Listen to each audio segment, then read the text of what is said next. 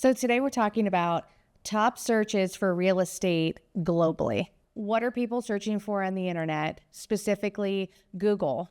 I ran across an article that was put out by an email that Gary Keller did. There's a new newsletter called The Chew that I've been reading. And in there, he gave some top searches. And I thought, we can answer those questions. And if that's what people are searching for, clearly that's what they want to know. Yeah, it's pretty interesting when you step through the four, how eclectic they are and then how basic they are too. So it just goes to show that when you're working with people consistently, no matter the market, because again, this is globally, especially here where we do our thing in the US, it's pretty cool to see it all come together. So in no specific order, we're just going to start with one. Ramble on. Let's go. How buying real estate works. Well, it goes to the very basic education first. Having a mentor, someone or a group of people that you surround yourself with that know more than you. And that's not just true in real estate. It's true just in life generally. Gross. Number one barrier to entry in real estate is access to capital. Voila. So understanding access to capital, be it traditional banking, whether it's a hard money access type situation, whether it's groups of people investing together, be it in an active partnership or a passive partnership, all of those are ways that, generally speaking, people need access to capital. Okay, so when you say capital, you mean money. I do. Okay, we're dumbing this down. This is entry level. How do I do this? Right. And so start with the money. Access to capital is saying the same thing. I say it for everyone. Brandon says it next level. Find the money. Find the money. That's it. Okay, so what do most people do? How do you find the money? If you're a real estate agent, you want your buyer or clients, customers to get pre-approved. Have you been pre-approved? That isn't the question I think that the clients, buyers dread. Like if you're listening, if you're watching this, it's probably like maybe a thumbs up or a share. You dread agents asking you that question. Have you been pre-approved? Like they just want to go look at the house. It's not just agents, realtors. It's in general. You need to get pre-approved, and the real estate agents bang their head against the wall, be it in the commercial space, the residential space. It doesn't matter what it is because it's not fun to get pre-approved. It's like building a foundation. It's dirty. It's not easy to do. It's heavy lifting with documentation. Here's my most common objection that I have found as a real estate professional. Well, I haven't been pre-approved yet. I'm going to wait until I find the house. That's completely out of order. Understanding the education piece first and then the access to capital second. So if you're going to go run to the big, bright, shiny object and forget about what to do and how to do it, and then ultimately, how much money are you going to need? What's my payment going to be? How do I source it? Do I partner? Do I do it by myself? All of those are things that people generally don't know. Because getting financing in any capacity today regarding real estate, whether you're a primary residence or investor, vacation home, etc., is much more complex than I think the layman knows. It is complex. It's also today maybe more than the 80s and 90s as you began to get into more alternative products. It's also got access to capital and a lot of different inroads. The mortgage market in the residential space especially, and coupling that with commercial, has evolved to the point where there are more than just your traditional products. You know, there's the Wall Street products called non-QM lending. There's private capital, which is huge. It's bigger than all those markets combined.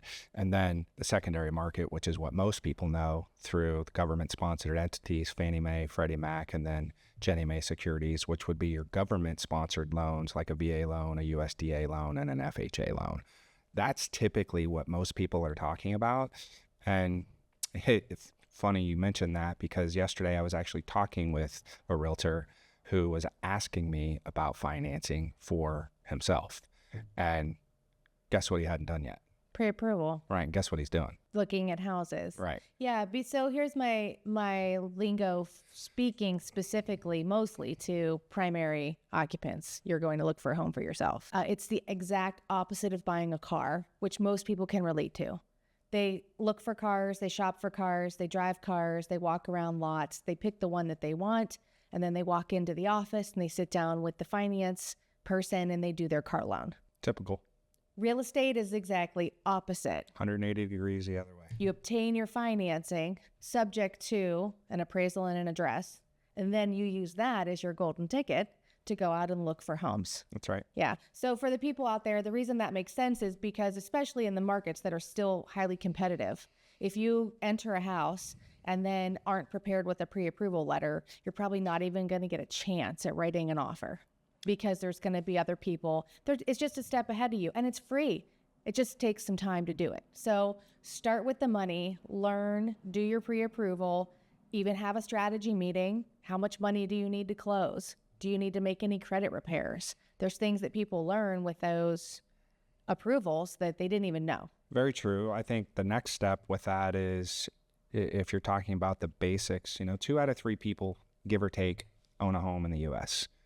So you're talking about 1 out of 3 people that are still trying to buy their first time. Mm-hmm. And the other piece being, are these folks that already own real estate, are they going to buy a second home, a vacation home? Are they going to buy multiple vacation homes?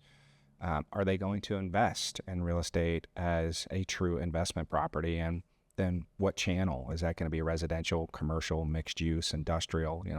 When I say commercial, there's an umbrella of types of real estate that you can purchase, be it what I just stated, industrial, warehousing, mixed use properties, storefronts, plazas. There's a myriad of things that you can do. So the next step, moving away from solely the residential conversation, starts to get into the nuances of how you piece partnerships together. And that's more complex. And are you doing passive investing like a private equity fund like Quinvestors, or are you doing active investing with partners where you're developing an LLC, you're determining percent ownerships, you're setting up an operating agreement, access to capital, and setting all those things appropriately in the beginning is going to set the stage for how you make your offers and start your searches. Got it. So let me recap how buying real estate works. Start with the money, access to capital, learn, and then decide how you're getting the money. Is it a traditional bank? Is it a partner, or potentially raising capital? That's right. And to dumb it down even further, imagine that you're wanting to go on vacation as the equivalent of wanting to buy a house. Do you just get in your car randomly and start driving places? Some people may, but probably not the majority of folks. And if you're going to get in your car and start to go on vacation, ergo, you're going to get in your car and start to look at homes. Analogous to those two things, you better know where you're going, and you better have an itinerary, and I term that a financial itinerary. So yes, access to capital, education is extremely important. It's number 1, number 2. Nailed it.